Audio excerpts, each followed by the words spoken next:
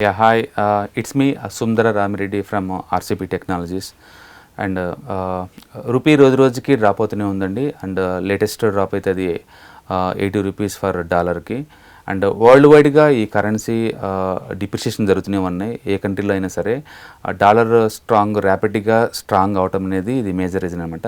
ఇలాంటి టైంలో stock market reaction ఎలా ఉంటుంది అండ్ ఏ సెక్టర్స్ బెనిఫిట్ పొందే ఆస్కారం ఉందనేది మనం చూసినట్లయితే స్టాక్ మార్కెట్లో ఇప్పుడున్న కండిషన్స్లో ఎప్పుడైనా సరే ఇన్ఫ్లేషన్ ఎక్కువ ఉన్న టైంలో దాని తోడు రూపాయి కూడా ఇంకా ఆల్ టైమ్ లోలో ఉన్న టైంలో ఇన్ఫ్లేషన్ ఇంపోర్ట్ చేసుకున్నట్టు అవుతుందండి. అంటే ఎక్కువ ఇన్ఫ్లేషన్ ఇంకా హై అయ్యే ఛాన్స్ ఉందన్నమాట. అంటే ఇంతకుముందు మనకి ₹70కి వచ్చే ప్రొడక్ట్స్ అన్ని కూడా ఇప్పుడు మనం ₹80 పే చేయాల్సి ఉంటుంది. తద్వారా ఎక్కువ అమౌంట్ పే చేయాలి కాబట్టి ఇన్ఫ్లేషన్ ఎక్కువ అయ్యే ఛాన్స్ ఎక్కువ ఉంటుంది. సో అందుకని రీసెంట్గా గవర్నమెంట్ వాళ్ళు కూడా ఇంటర్నేషనల్ ట్రేడ్స్ అన్నీ కూడా వీలైతే ఇండియన్ రూపీస్లో చేసుకోమని చెప్పేసి ఎక్స్పోర్ట్ హౌసెస్ మొత్తం పర్మిషన్లు ఇచ్చారు. అంటే 16% ఆఫ్ ది బిజినెస్ అన్నీ కూడా ఇండియన్ రూపీలో జరిగే ఛాన్స్ ఉంది కాబట్టి ముందు రోజుల్లో ఇండియన్ రూపీ స్టేబుల్ అయ్యే ఛాన్స్ ఉంటుంది. ప్రస్తుతానికైతే లైవ్ మార్కెట్లో 79.90 దగ్గర ఉందండి. అంటే ₹80 ఇంటర్డేలో టచ్ అయ్యి మళ్ళీ బ్యాక్ వచ్చింది. ఏదన్నా కావచ్చు ₹80 దగ్గర మాత్రం డెఫినెట్గా ఇండియన్ రూపీ చాలా వీక్గా ఉన్నట్లు లెక్క. మనం వరల్డ్ మార్కెట్తో కంపేర్ చేసుకున్నప్పుడు మిగతా కరెన్సీస్ కూడా ఇదే రూట్లో కరెక్షన్ అవుతున్నాయండి.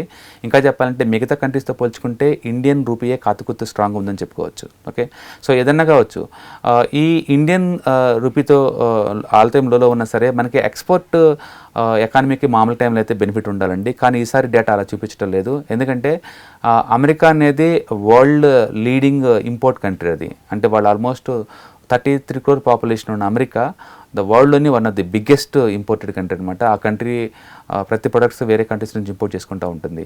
ఈ ఫెడ్ వాళ్ళు వడ్డీ రేట్లు పెంచుకుంటూ పోతుంటే ఖచ్చితంగా అది రిసెషన్లోకి ఎంటర్ అయ్యే ఛాన్స్ ఎక్కువ ఉంటుంది.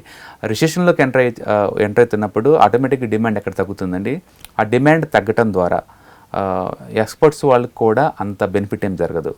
ఎందుకంటే మీరు మనకు యూరప్ కనుక చూసుకుంటే యూరప్లో కూడా అన్ని కంట్రీస్ లైక్ ఫ్రాన్స్ కావచ్చు, లేకపోతే యునైటెడ్ కింగ్డమ్ కావచ్చు, అంటే యూరప్ కూడా ద హైయెస్ట్ ఇన్ఫ్లేషన్ అంటే హిస్టరీలో ఎప్పుడు చూడనంత ఇన్ఫ్లేషన్ చూస్తున్నారు. అలాగే సెంట్రల్ బ్యాంక్స్ అన్నీ కూడా వరల్డ్ వైడ్గా చాలా అగ్రెసివ్గా వడ్డీ రేట్లు పెంచుకుంటూ పోతున్నాయి అనమాట. తద్వారా ఏంటంటే ఈ ఇండికేషన్ ఏంటంటే వాళ్ళ గ్రోత్ స్లోగా అవబోతుంది. వాళ్ళు కాతికొత్తు జీరో గ్రోత్ లేదా నెగిటివ్ గ్రోత్కి వెళ్ళబోతుందన్నమాట. అంటే ఇటు వరల్డ్ బిగ్గెస్ట్ ఇంపోర్ట్ కంట్రీ అయిన అమెరికా అయినా కావచ్చు, ఇటు యూరోప్ అయినా కావచ్చు, మొత్తంలో కూడా డిమాండ్ తగ్గి నెగిటివ్ గ్రోత్ లేదా రిసెషన్లోకి వెళ్ళబోతున్నాయి. కాబట్టి ఇండియా నుంచి ఎక్స్పోర్ట్ చేసే వాళ్ళకి కూడా అంత పెద్దగా బెనిఫిట్ రాకపోవచ్చు ఈసారి. అందుకని ఐటీ స్టాక్స్ కనుక మనం చూస్తే అంటే ఇండియా నుంచి మేజర్ ఎక్స్పోర్ట్ చేసే కంపెనీస్ మొత్తం కూడా ఐటీ రిలవెంట్ అండి. ఇవన్నీ కూడా స్టాక్స్ ఆల్మోస్ట్ 30% కరెక్షన్ అయినాయి. రీజన్ ఏంటంటే అక్కడ కంట్రీ కనుక రిసెషన్లోకి వెళ్తే ఆర్డర్ స్లోగా ఉంటుంది కాబట్టి. కాకపోతే ఈసారి ఏంటంటే క్వైట్ కాంట్రా డేటా అండి. ఒక పక్క రిసెషన్ గురించి ఫియర్స్ వినపడుతున్నాయి, ఇంకో పక్క జాబ్ డేటా చూస్తేనేమో ఎప్పటికప్పుడు కొత్త జాబ్స్ క్రియేట్ చేసుకుంటూ పోతున్నారు. సో ఇట్లా రెండు అంటే విరుద్ధమైన డేటా అనేది ఇంతకుముందు మనం ఎప్పుడు చూసి ఉండమండి. ఈసారి అట్లా అంటే జాబ్ చూస్తుంటే మంత్ కామంత్ జాబ్స్ పెరుగుతున్నాయి, అంటే ఎక్కడ తీసేయటం లేదు. రెండో వైపు చూస్తుంటేనేమో ఇన్ఫ్లేషన్ ఫియర్స్ పెరుగుతున్నాయి బికాస్ ఆఫ్ ది ఈ ఫెడ్ వడ్డీ రేట్లు పెంచడం వల్ల అనమాట. సో ఏదైనా కావచ్చు ఎక్స్పోర్ట్ ఎకానమీ అంటే ఎక్స్పోర్ట్ కంపెనీస్ కూడా ఈసారి పెద్ద బెనిఫిట్ లేకపోవచ్చు డాలర్ స్ట్రాంగ్ అవ్వటం వల్ల. అంటే ఓవరాల్గా మన ఇండియాలో మరి స్టాక్ మార్కెట్లో ఎక్కడ ఇన్వెస్ట్ చేస్తే ఇలాంటి టైంలో బాగుంటుందంటే ప్రస్తుతానికి లీడింగ్ చూసుకున్నట్టయితే ఆటోమొబైల్ సెక్టర్ చాలా లీడింగ్లో ఉందండి లాస్ట్ 6 months నుంచి. పర్టికులర్గా లాస్ట్ 3 months నుంచి మనం చూసుకున్నట్టయితే ఆటోమొబైల్ సెక్టర్ అయితే మంచి లీడింగ్లో ఉంది. తర్వాత ఎఫ్ఎన్జీ సెక్టర్ మంచి లీడింగ్లో ఉంది. అండ్ వర్స్ట్గా ఉన్న సెక్టర్ మాత్రం ఈ పాయింట్ ఆఫ్ టైంలో metals and IT and small cap index ఈ మూడు 20% డౌన్లో ఉన్నాయండి మిగతా వాటితో పోల్చుకుంటే. అందుకని మీకు ఈ టైంలో డిఫెన్స్ స్టాక్స్ జోలిపోతే మీకు పోర్ట్ఫోలియో సేఫ్టీగా ఉండే ఛాన్స్ ఉంటుంది.